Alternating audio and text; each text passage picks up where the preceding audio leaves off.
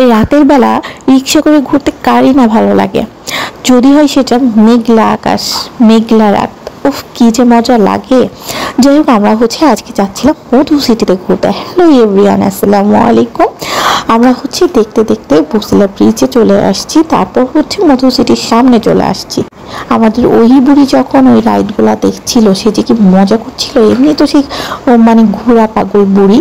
যাই হোক, ভিতরে এসে আমরা রাইডে চললাম, মানে ডাইনাচর ট্রেনে চড়লাম।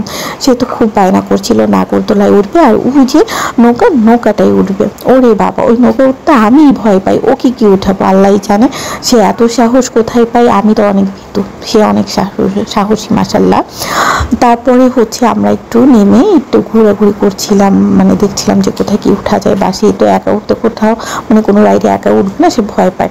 তারপরে আমরা দোলনায় উঠি। দোলনায় ওঠার পরে ঝুম বৃষ্টি, মাশাআল্লাহ অনেক বৃষ্টি, এবং বৃষ্টির পরে এত সুন্দর লাগছিল যা বলার বাহিরে। তারপর ফুড কোর্টে চলে আসি, দেখতে অনেক সুন্দর ছিল জায়গাটা, প্লেসটাও অনেক ভালো ছিল। বাট খাবারটা আমার অনেস্টলি ভালো লাগে নাই, জানি না কার কেমন লাগছে, বাট আমার ভালো লাগে নাই।